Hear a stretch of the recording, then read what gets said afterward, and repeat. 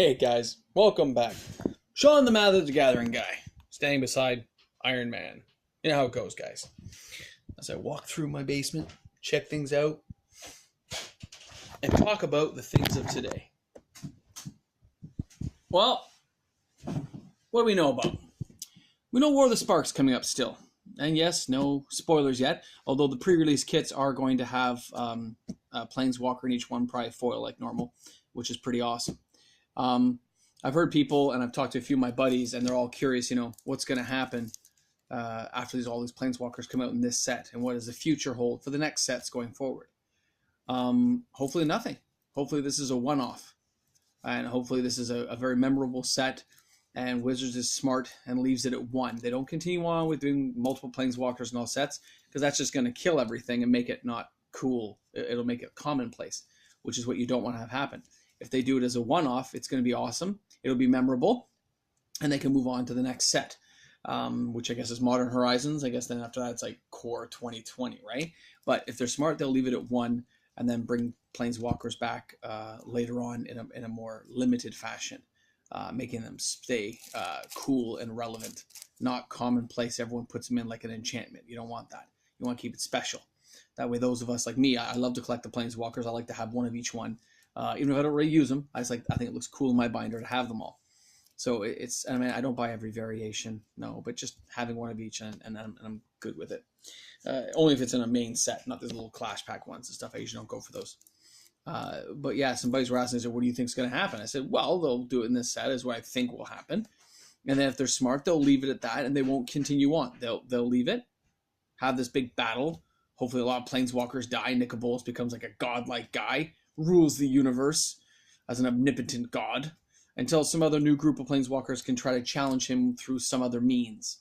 But who knows? But if they make them commonplace and make them in every deck, every pack, and keep doing it, they're going to run it dry. They're going to run it out, and they've lost a revenue source for Wizards going forward. They got to keep it regular. So I don't think they'll do that if they're smart.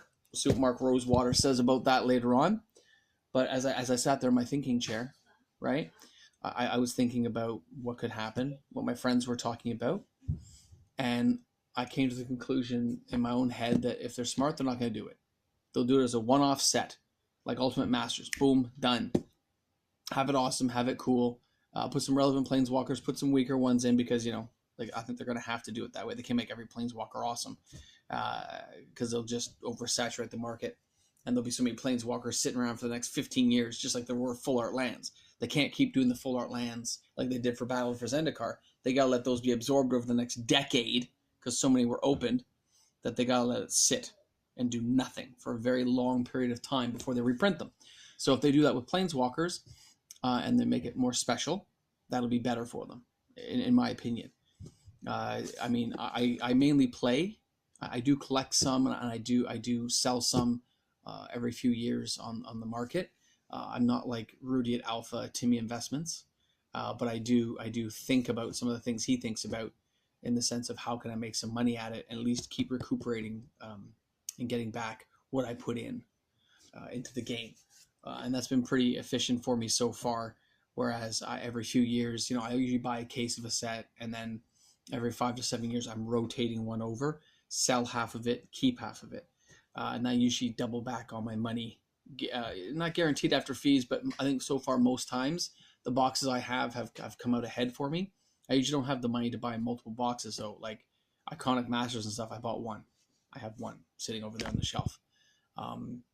Urza's Destiny, I have one. I don't have cases, I have one. Right? So I couldn't get into that stuff. But it's fine. So I think for these Planeswalkers, they got to keep to that same pattern.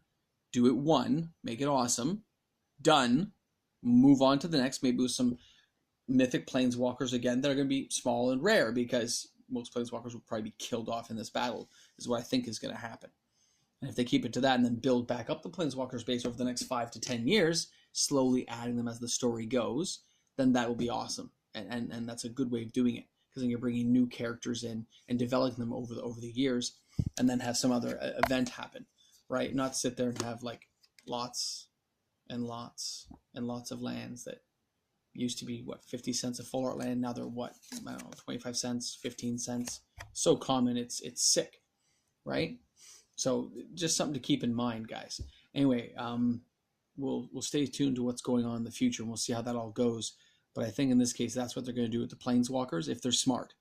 If they're stupid, which does happen,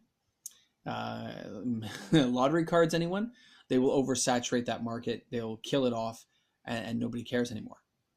You got to keep it rare. Remember when artifacts used to be really rare, and you didn't get one every pack? And then when they did antiquities back in the day, all kinds of cool artifacts, battering rams, stuff you were just so happy to see. Loved it. I'll give you an archaeologist, bringing everything back from the graveyard. Amazing cards. Such staples back in the day. So something to keep in mind.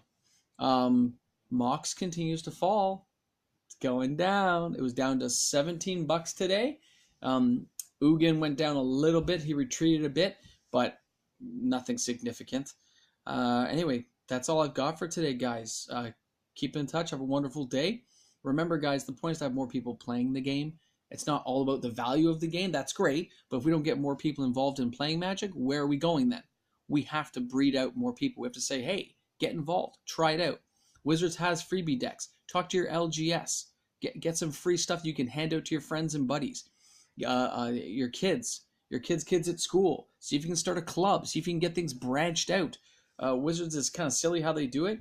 They should be willing to send it to anybody, so you can branch that out into the public to get your core group more bitten into the game over time, or at least more recognized for later on in life. I don't know why they don't do that. So anyway, this is Sean the Magic the Gathering guy. Thanks for those guys who support me, and for those of you who subscribe every day and check in what I'm doing. I hope I get more people eventually. I don't know how that happens. I don't know what keywords you have to do or put in, or who I have to, become more unstable like me to watch my stuff. I have no idea, but it'll be awesome. So have a wonderful day, guys. See you in tomorrow. Cheers.